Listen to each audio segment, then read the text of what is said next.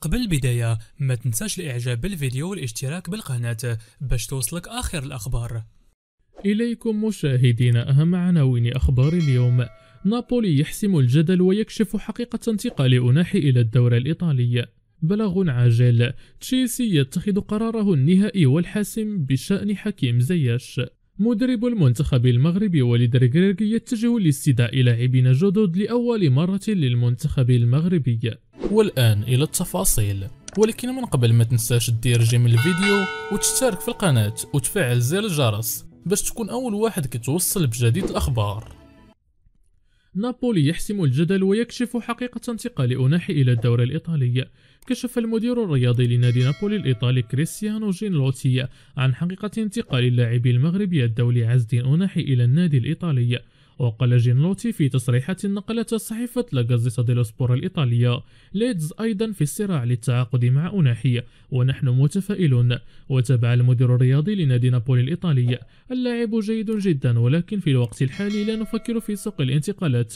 واللافت أن العديد من الأندية الأوروبية أبدت اهتمامها بخدمة عز الدين أوناحي بعد أن أظهر أعلى مستوياته مع المنتخب المغربي خلال مونديال قطر 2022، وتحديدا فريق نابولي الإيطالي وفريق ليدز يونايتد الإنجليزي.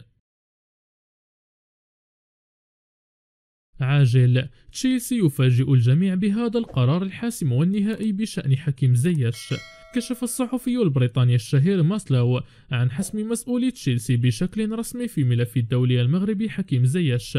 وقال ماتلو في تدوينة على صفحته الرسمية بموقع التواصل الاجتماعي تويتر أن حكيم زياش سيغادر الفريق. وأكد المصدر ذاته وفقا لمصادره الخاصة أن تعاقد تشيلسي مع اللاعب الهولندي نوني مادوكي يقرب زياش من المغادرة.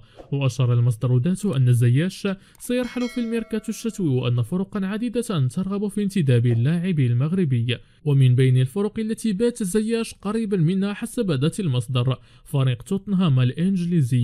وأكد ماتلاو أن زياش قد يدخل في صفقة مقيدة تتم بموجبها انتقال زياش إلى توتنهام مقابل استفادة تشيلسي من اللاعب بسوما. وتقوم الصفقة ذاتها على استفادة توتنهام من مبلغ مالي مهم قيمته 35 مليون يورو. وحال راتب زياش السنوي دون انتقاله الصيف الماضي إلى فريق ميلان الإيطالي، إذ يرفض زياش تخفيض راتبه السنوي الذي تبلغ قيمته 8 ملايين يورو. مدرب المنتخب المغربي وليد ركراكي يتجه لاستدعاء أسماء جديدة لأول مرة للمنتخب المغربي. قالت جريدة الصباح إن محترفين جدد سيلتحقون بالمنتخب المغربي خلال المعسكر التدريبي الذي سيأخذه بمركز محمد السادس بالمعمورة ضاحية سلا في مارس المقبل تحضيرا للاستحقاقات المقبلة. وكشفت مصادر مطلعة أن وليد ركراكي الناخب الوطني كلف مساعديه رشيد بن محمود وغريب أمزين بمتابعة بعض المحترفين ممن يتألقون في الدوريات الأوروبية تمهيدا لاستدعائهم إلى المنتخب الوطني في المرحلة المقبلة. ويجري الحديث في محيط المنتخب عن إمكانية توجيه الدعوة إلى كل من إسماعيل قندوس مدافع سانجلوازا البلجيكي، وشادي رياض مدافع برشلونة الأوسط، ومحمد بولديني المتألق مع ليفانتي الإسباني، إضافة إلى عبد الله ريحاني النجم المغربي الصاعد بأتلتيكو مدريد.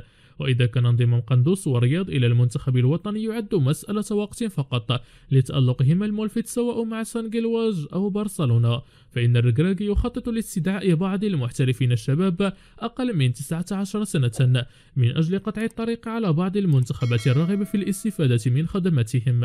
أبرزهم نجم باريس سان جيرمان إلياس حسني الذي ضمه المدرب كريستوف غاليتي للفريق الأول، وإلياس بن صغير الذي يبصم على حضور جيد مع فريقه الحالي موناكو الفرنسي، علما أن اللاعبين نفسيهما يلعبان للمنتخب الفرنسي للشباب، فيما لن يشكل التحاق ريحاني بالأسود أدنى عراقيل بما أنه يلعب حاليا لصفوف المنتخب الوطني أقل من 19 سنة.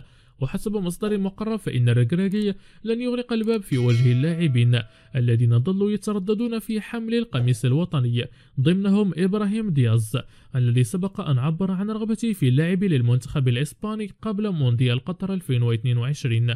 كما ينتظر توجيه الدعوة كذلك للأخوين سامي وريان ماي اللذين أبعدا عن المشاركة في كأس العالم في آخر لحظة بسبب اختيارات الطاقم الفني للأسود. مدرب المغرب: تمنيت المشاركة في شان الجزائر. أبدى عصام الشرعي المدير الفني للمنتخب المغربي تحت 23 سنة أسفه لغياب أشبال الأطلس عن بطولة إفريقيا للاعبين المحليين المقامة حاليا في الجزائر، لا سيما أنه خاض مجموعة من التجمعات التدريبية والمباريات الودية استعدادا للمشاركة فيها.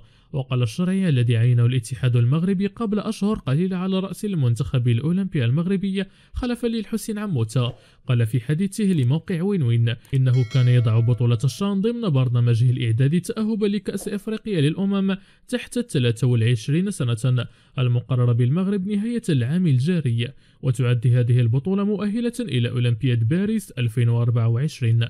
وأضاف قائلا: عملنا بجد طيلة الأسابيع الماضية وجمعنا أفضل لاعبي الدوري المغربي للمحترفين الذين تقل أعمارهم عن 23 سنة، وكان الشان فرصة مثالية لاستئناسهم بأجواء البطولات المجمعة الكبرى والاحتكاك بلاعبين أكبر سنا وخبرة، إذ راهنت على حسم اختياراتي للاعبي الدوري المغربي في اللائحة المقبلة التي ستعرف وجود المحترفين في أوروبا. وأوضح المدير الفني المغربي أن المشاركة في الشان كانت ستشكل فرصة جيدة بالنسبة له ولطاقمه الفني واللاعبين بالنظر إلى المستوى الجيد الذي تقدمه المنتخبات المشاركة في بطولة إفريقيا للمحليين، غير أن تسارع الأحداث حالت دون ذلك ما سيضطره إلى تعديل برنامجه الإعدادي والدعوة لعقد تجمع تدريبي خلال الفترة المقبلة. وأكمل حديثها: من المنتظر أن نجري معسكرا الشهر المقبل يقتصر فقط على لاعبي الدوري المحلي، وانتظار أسبوع الاتحاد الدولي للمباريات الدولية شهر مارس المقبل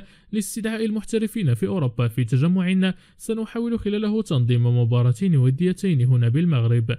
كما كشف الشرعي أن هدفه الأساسي الذي يسعى إلى تحقيقه هو حجز مقعد للمغرب في أولمبياد باريس عبر بلوغ نصف نهائي كأس إفريقيا للاعبين تحت 23 سنة المقبلة والتي ستنظم بالمغرب، مشيرا إلى أن تحقيق مبتغاه لن يكون سهلا في ظل المنافسة الشرسة من بقية منتخبات القارة السمراء التي ستتنافس جميعا على المراكز الأربعة الأولى لضمان التأهل إلى الأولمبياد، ثم المنافسة على لقب الكان بعد ذلك، لا سيما أنه سيقام وسط الجمهور المغربي. إليكم مشاهدينا أهم عناوين أخبار اليوم. نابولي يحسم الجدل ويكشف حقيقة انتقال أوناحي إلى الدوري الإيطالي. بلاغ عاجل: تشيلسي يتخذ قراره النهائي والحاسم بشأن حكيم زياش. مدرب المنتخب المغربي وليد ركراكي يتجه لاستدعاء لاعبين جدد لأول مرة للمنتخب المغربي. والآن إلى التفاصيل، ولكن من قبل ما تنساش دير جيم الفيديو وتشترك في القناة وتفعل زر الجرس باش تكون أول واحد كتوصل بجديد الأخبار.